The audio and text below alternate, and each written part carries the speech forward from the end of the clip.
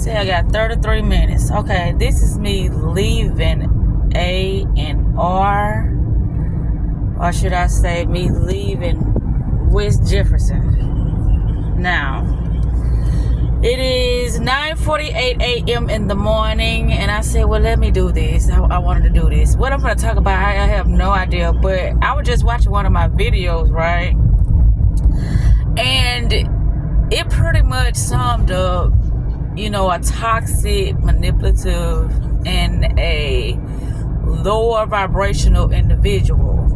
Period. You know what I'm saying? Just period. Because it comes with the same characteristics, the same, you know, levels of game when you dealing with them, but they have no idea that you know, and they trying to move as clever as they can. But here's the thing. Once you know what you know about that type of behavior pattern, I don't give a fuck how they try to change it up. It's still gonna be the same. Even on a good day, it's still a bad day. Because you're being good to manipulate the situation so it can work out in your favor. Only until you get what you want, you're going back to who you were. But anywho, I was just sitting here thinking about something, which was, I have no fucking idea. You y'all remember when I talk about the many aspects of myself, right? Okay, so I was looking at, like, when I have certain conversations, how it seems as if I just be lost for words. And I do. And the point of this is me not being ashamed of when it happens when I'm making a video. So when I get lost for words, when I seem like I feel like I don't know what I'm talking about, but I do. It's just like I just go in and out. Like I was saying about dying. You be that lower self, then you be that higher self. But how you stay tapped in, I have no idea. And that's something else that I gotta, you know, figure out. How you stay tapped in. But it happened to me earlier, not about 30 minutes ago when I was at work. Somebody said they came in to get a carburetor, right, for their truck. And then when I started to type in the word carburetor, I'm like, how in the fuck you spell carburetor? I know how to spell it. I'm like, wait a minute, what is start with? What? Why I don't remember how to spell this word? It's like, at that moment, my mind completely went blank when it came to that particular word. I'm like, uh-oh, something is happening. And that's what I wanted to talk about. Also, what I wanted to talk about is Mr. Mandel. Yesterday I went grocery shopping in Adamsville and I saw Mandel, you know, because he do the Walmart thingy, delivery stuff or whatever. But anyway, so how I knew he was in there, because I saw his truck. You know, he got a very, very distinctive truck, so you cannot miss that truck because he's the only one that got that particular, you know, color truck. It's just very distinctive. But anyway, so I get into Walmart. I saw him. I was calling him, and I was walking up to him while calling him, and boom, that's when he saw me, and I hung up. So we was talking. I was like, hey, how you been? This and that, because I haven't seen Mandela in about 2-3 weeks now. That's great, right? Absolutely. I don't want to say, it's probably been 2 weeks now since then. But anywho, so he was like, well, don't forget to get me some. I'm like, oh shit, they go that delusional shit right there. We ain't even been talking. You talking about get you some food. This dude feels like that people owe him something. Just for him being who he is, that he's supposed to receive certain things. And that's mainly why I brought this up, because the video that I'm about to post, that's what it was talking about. How he said he just in his bitch mode now, and he just feel like he deserved whatever he feel like he needed in his life, and he feel like it just supposed to come to him. That's not how it works, baby. You gotta work on yourself, but that's a different video. But anywho, so I'm shopping, whatever.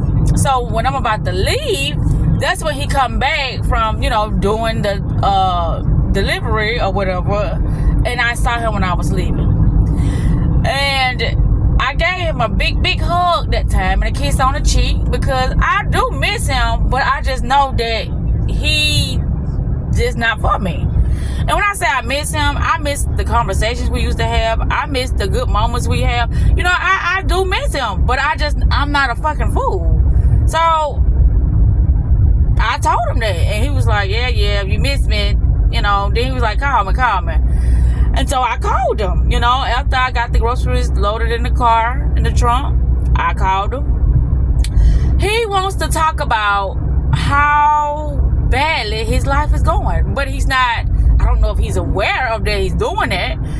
He was talking about something about a business. He was talking about how he need $15,000 like tomorrow, which it was yesterday, Thursday. Today is Friday. He was silent a lot, but me, I'm like, okay, let me break this silence.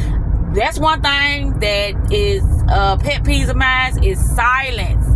I do not like when it get cricket mode on the phone. We are on the phone, so why is it silent? That's what you do on the phone, you talk. Unless we done got to this state that we doing some type of, you know, inner healing on the phone, and that's just a part of our process of healing ourselves, it's silence.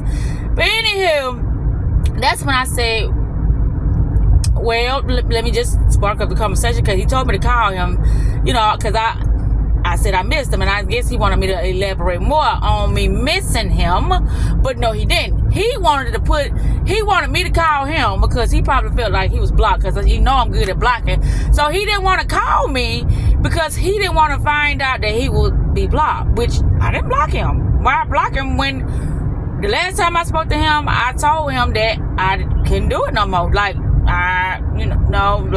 that's the end. Like, we done.